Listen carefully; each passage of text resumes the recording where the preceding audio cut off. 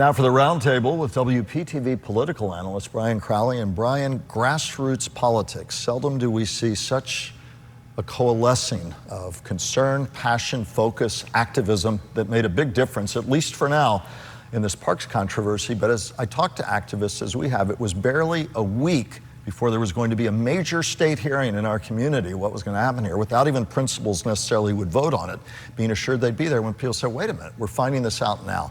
You have a lot of concerns about how all this has played out. Talk about them, please.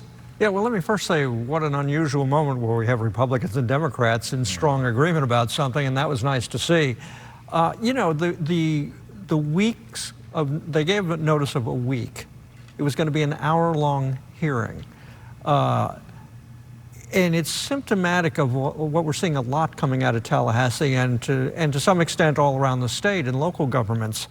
You know, we used to have very strong open meetings and public meeting records laws. Sunshine. The Sunshine Law. There's this tendency now to flaunt all that and to ignore it. The idea that you could make major changes to the state's parks, give a week's notice, have a hearing that's supposed to last an hour, that's just, on its face, that was outrageous.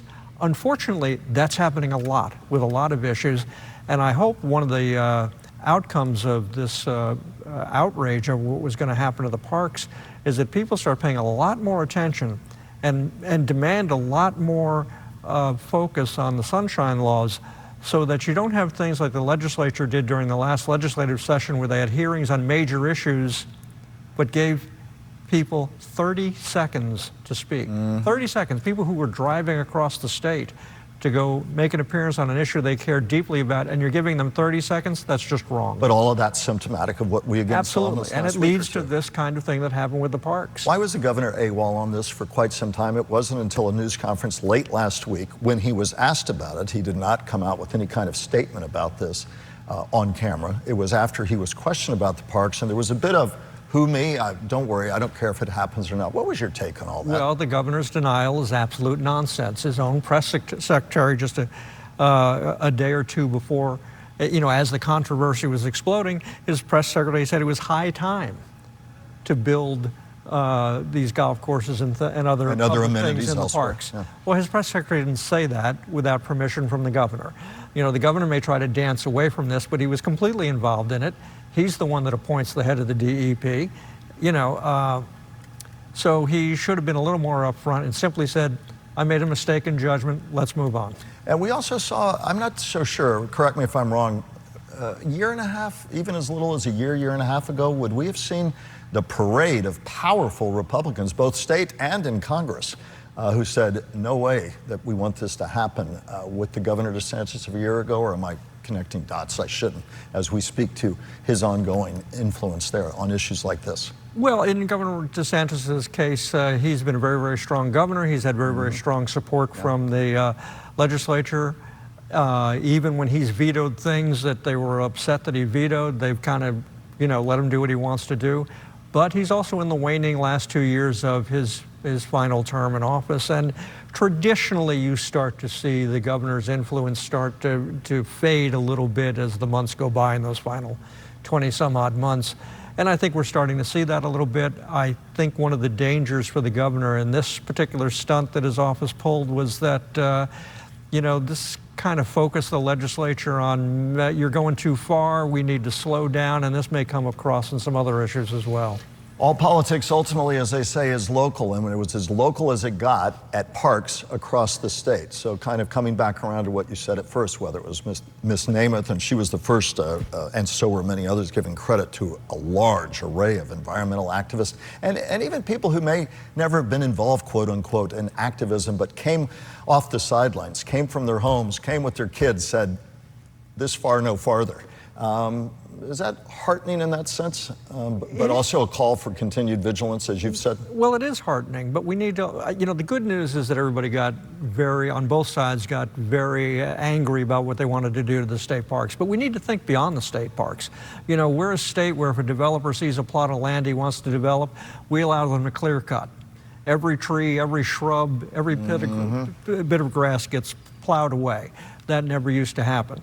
You know, we don't do a good job of, you know, protecting wildlife outside of state parks.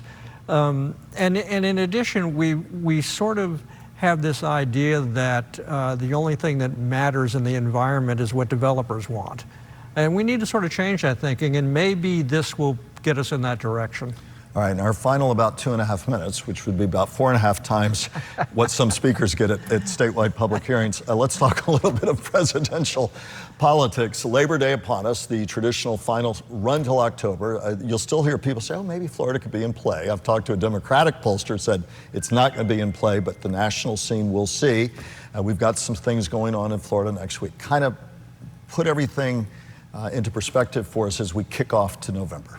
Well, interestingly, come Tuesday, the Harris campaign is going to start an abortions rights bus tour all around the country, but they're starting it in Palm Beach. They're going to be waving at Donald Trump's Mar-a-Lago resort, and they're starting the trouble there. Kamala Harris's husband will be among those leading it. Tim Walz's wife will be among those leading it. So they're really going to be pushing the abortion issue. First Amendment for debate. And that's certainly going to be interesting in Florida. As I look at the presidential campaign and focusing on Florida for a moment, I think the best the Democrats can hope for is that they get a close race. I think it's more than likely going to go for Trump.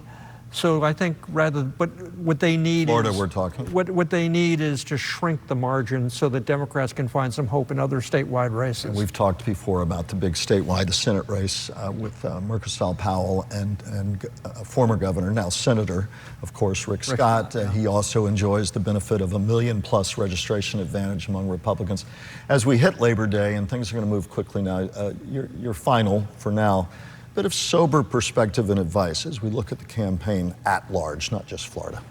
Well, I think that I wish we could reduce the drama that we have in this campaign. The former president is now talking about how the administration was part of a conspiracy to assassinate him. Okay, where he dreams this up, I don't know. We really need to concentrate on the issues that confront the country, how each side plans on dealing with the issues in the future, and some of the rest of this nonsense needs just to be put aside. Brian, good to have you back, and we will have your closing thoughts coming up in just a moment.